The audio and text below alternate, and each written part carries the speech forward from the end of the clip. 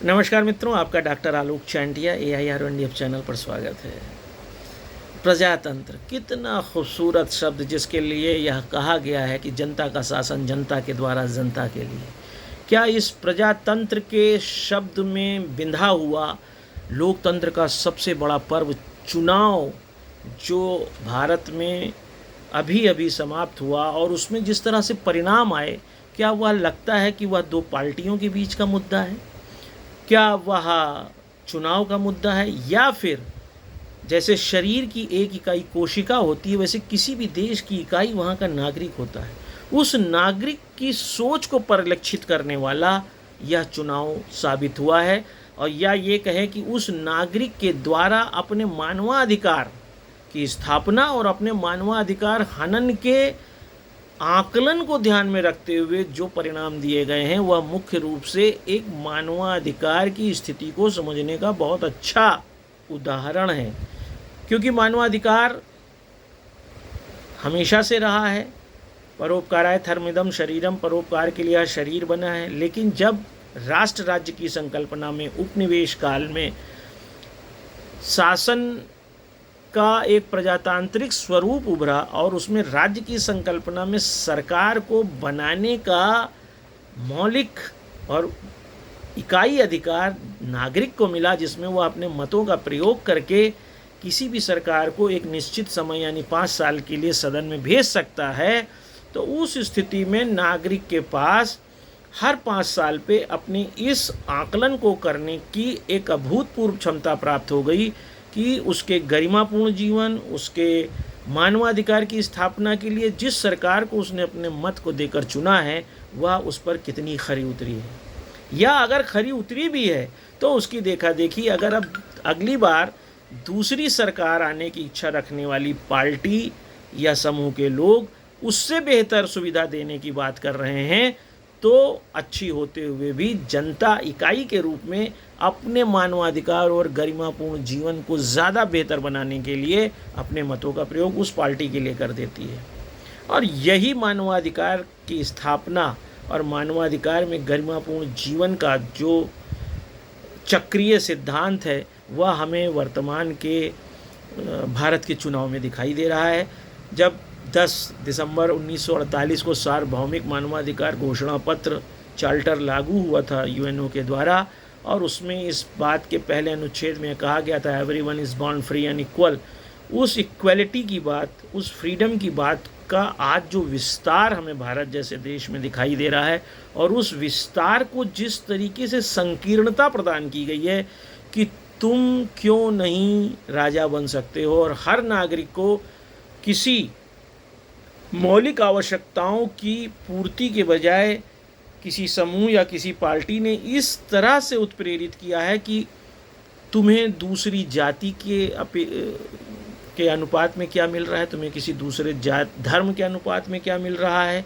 तुम्हें क्यों नहीं मिल रहा है। और जब से इस फ्रीडम और इक्वलिटी को इस तरीके से संकीर्णता प्रदान की गई, तब से मानवाधिकार जैसा शब्द बहुत दुरूहता में होकर निकला। और यही कारण है कि केरल वासा ने 1979 में जो चेक गणराज्य के थे, और उन्होंने जब मानवाधिकार को 3 श्रेणियाँ 3 जनरेशन में बांटा था, तो फर्स्ट जनरेशन जिसे कि ब्लू जनरेशन ह्यूमन राइट भी कहते हैं, और जिसमें खासतौर से भारत के अगर हम संविधान की बात करें तो अनुच्छेद 14 से लेकर 21 तक के सारे अनुच्छेद इसी प्रथम श्रेणी के प्रथम जनरेशन के मानवाधिकार में आते हैं, और जिसमें व्यक्ति को कानून के समक्ष समानता की बात हो, चाहे उसको अभिव्यक्ति की स्वतंत्रता की बात हो, चाहे उसे जीवन जीने के मौलिक अधिकार की बात हो, चाहे स्वास्थ्य के अधिकार की बात हो, या फिर उसे सुरक्षा पाने का अधिकार हो, ये सारे अधिकार आते हैं। अब अगर इन सारे अधिकारों में किसी भी चुनी गई सरकार के साथ रहते हुए देश के नागरिक को ऐसा लगता है कि उसे समानता का बोध नहीं कराया जा रहा है, उसे न्याय की दृष्टि में समान नहीं माना जा रहा है, उसके साथ भेदभाव हो रहा है, उसके साथ स्वास्थ्य संबंधी भेदभाव हो रहा है, उसे बोलने का अवसर नहीं दिया जा रहा है, उसके बोलने की स्वतंत्रता को दबाया जा रहा है, या फिर जीवन जीने के लिए जो स्थितियां चाहिए वो है ही नहीं, उसमें उसका दम घुट रहा है, तो इस फर्स्ट जनरेशन के ह्यूमन राइट को ध्यान में रखते हुए वह इससे इसे अपना मानवाधिकार हनन समझते हुए, अपना शोषण समझते हुए, वह आने वाले 5 साल में उस समूह या पार्टी की तरफ देखता है जो इस फर्स्ट जनरेशन के मानवाधिकार को वास्तविकता के धरातल पर फ्रीडम और इक्वलिटी के साथ ज़्यादा बेहतर स्थापित करेंगे। और प्रजातंत्र में इसीलिए आपने देखा होगा कि जो विपक्ष में बैठता है वह ज़्यादा इस तथ्य को रखता है, या उन लोमड़ी की तरह, जैसा कि विल्फ्रेड परेटो ने कहा है, वह लोमड़ी की तरह यह देखता है कि हम किन किन बातों को कहकर जो सरकार चला रही है उसको हम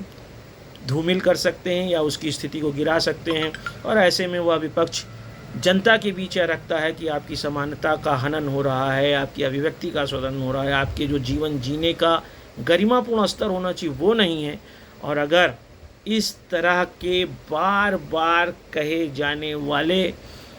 वक्तव्यों से नागरिक को लगने लगता है कि हाँ, वह वास्तव में उस तरह जीवन नहीं जी रहे हैं जैसे जीना चाहिए, तो ऐसे में लोमड़ी की भूमिका वाले फिर से शेर की भूमिका में आ जाते हैं, जैसा कि विल्फ्रेड परेटो ने अपने सिद्धांत में कहा है। और इस तरह से प्रजातंत्र में विपक्ष, जो आज तक विपक्ष था, वह सत्ता में आ जाता है। तो सबसे बड़ी चीज़ जो मैं आपको बताना चाहता हूँ वह यह है कि वास्तव में मानवाधिकार और मानवाधिकार की स्थापना या मानवाधिकार के हनन, इसी के बीच में एक दोलन होता है, अनुनाद होता है। और जनता जब उसके सापेक्ष अपने को देखती है तो वह उस बात का निर्णय लेती है कि हमें वर्तमान सरकार में ही ज़्यादा अच्छा सुविधा मिल रही है, या जो विपक्ष में खड़ा हो गया वो हमें ज़्यादा सुविधा देगी। आपने देखा है कि ज़्यादातर विपक्ष के द्वारा दिए गए वक्तव्यों पर ही विश्वास करके जनता चुनाव में भाग लेती है। कोई भी चुनाव, खासतौर से प्रजातंत्र का होता है, उसमें जनता के सामने लड़ने वाले व्यक्ति ने क्या क्या वादे किए हैं, जिसे आप मैनिफेस्टो कहते हैं, वो चुनावी घोषणा पत्र, उसके आधार पर जनता को ये लगता है कि आने वाले 5 साल में मेरे कितने मानवाधिकारों का ज़्यादा संरक्षण होगा और हम गरिमापूर्ण जीवन जी सकेंगे। ऐसे ही सरकार की अपनी बहुत सी योजनाएं होती हैं, सरकार की अपनी वित्तीय व्यवस्था होती है, जिसकी पूर्ति वह समय समय पर योजनाएं चला के करती है। और इसी को ही कैरल वासा ने सेकंड जनरेशन का मानवाधिकार कहा है, क्योंकि इसे रेड ह्यूमन राइट भी कहते हैं। क्योंकि चाहे सरकार द्वारा बेरोजगारी को दूर करना हो, चाहे गरीबी को दूर करना हो, चाहे आवास की व्यवस्था करना हो, चाहे रोटी की व्यवस्था करना हो, चाहे अस्पतालों का निर्माण कराना हो, यह सभी सरकार की क्षमता पर निर्भर करते हैं। अब अगर सरकार द्वारा बेरोजगारी नहीं दूर की जा सकी, भत्ता नहीं दिया गया, रोजगार नहीं दिया गया, खाने की व्यवस्था उस तरह से नहीं की गई, तो वैसे तो ह्यूमन राइट में यह कहा जाता है कि न्यूनतम आवश्यकताओं की पूर्ति, लेकिन वह न्यूनतम आवश्यकता की पूर्ति में जहाँ पर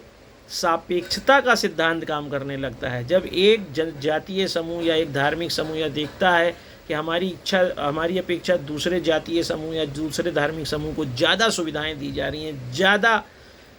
योजनाओं का लाभ दिया जा रहा है, तो वहाँ पर वह अपने को एक हीन स्थिति में पाते हैं, अपने को वायलेटेड पाते हैं, और उस प्रभाव के कारण वह आने वाले 5 साल में फिर से जिस सरकार को उन्होंने चुनाव में जिताया था उसके बजाय वह दूसरे पक्ष को जिताने का प्रयास करते हैं। जबकि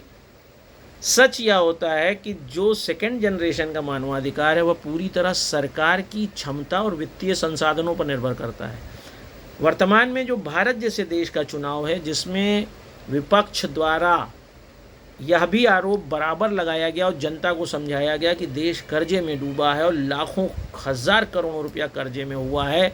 वही देश के लोग यह नहीं समझते हैं कि जब वर्तमान सरकार ने सिर्फ 2000 रुपया किसान समृद्धि योजना में दिए हैं, जब वर्तमान सरकार ने आयुष्मान कार्ड दिया है, जब वर्तमान सरकार ने आवास दिया है, या फिर वर्तमान सरकार द्वारा कोई भी जो योजना चालू की गई है उसके लिए अगर इतना कर्जा हो गया है, तो जिस तरीके से विपक्ष यह कह रहा है कि आने वाले समय में वो 8,500 हज़ार रुपया हर महीने सबको दिया जाएगा, तो निश्चित रूप से कर्जा और अधिक बढ़ेगा। तो यह जनता को विमर्श का विषय बनाना चाहिए था कि इससे आने वाले समय में राष्ट्र में रहने वाले सभी लोगों को क्या ज़्यादा कर्ज में डूबने का एक स्थिति से सामना नहीं करना पड़ेगा। जब अभी देश की वर्तमान सरकार यह मानती कि देश के 80 करोड़ लोगों को भोजन उपलब्ध कराने की स्थिति है और उसके लिए उन्होंने 5 किलो अनाज प्रति माह 2028 तक को कहा है, लेकिन इस स्थिति में देखने के बाद कि जनता भूखी है, जनता के पास भोजन नहीं है, विपक्ष ने इसी तथ्य का सहारा लेकर कहना शुरू किया या अपने मैनिफेस्टो में लाया कि हम आपको 10 किलो अनाज देंगे। और अगर जनता ने इस 10 किलो अनाज और 8,500 रुपये महीना पाने की बात स्वीकार करके विपक्ष को मत दिया है, तो एक जो सबसे बड़ी बात यह है कि जो जनता को यह महसूस करना चाहिए कि क्या वह गरिमापूर्ण जीवन जी रहे हैं, वह बात सामने बहुत ही गंदे तरीके से कठोर रूप से सामने आती है कि जनता यह नहीं मानती कि उनका जीवन गरिमापूर्ण है। यही कारण है कि वो 5 किलो अनाज के बजाय 10 किलो अनाज के साथ खड़े होना चाहते हैं। वह 2,000 सम्मान निधि के बजाय 8,500 रुपया महीने के साथ खड़े होना चाहते हैं। वह देश के ऊपर पड़ने वाले आर्थिक भार से ज़्यादा अपने जीवन की गरिमापूर्ण स्थिति को ज़्यादा महत्व देते हैं, जो यह बताता है कि कुल मिलाकर भारत जैसे देश में लोकतांत्रिक चुनाव वास्तव में तो यह दिखाई देता 2 पार्टियों के बीच हो रहा है, लेकिन वह होता है मानवाधिकार के उन मुद्दों पर जिनको कि हम मानवाधिकार की परिभाषा में न्यूनतम आवश्यकता के सिद्धांत में देखते हैं, चाहे वह आवास के रूप में हो, चाहे वह न्यूनतम भोजन के रूप में हो, जल के रूप में हो, स्वास्थ्य के रूप में हो। ये सभी न्यूनतम स्थिति में जनता के बीच आज तक समुचित रूप से न उपलब्ध हो पाना वास्तविक धरातल पर लोकतांत्रिक चुनाव को मानवाधिकार के आधार पर प्रभावित करता है, न कि कोई वास्तविक मुद्दों पर करता है, जिसमें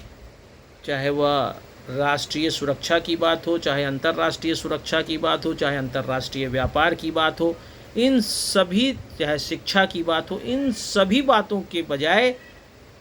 देश में चुनाव अंत में केंद्रित वहाँ पर हो जाता है जिसमें न्यूनतम आवश्यकता के आधार पर ज़्यादातर पार्टी अपनी घोषणा पत्र में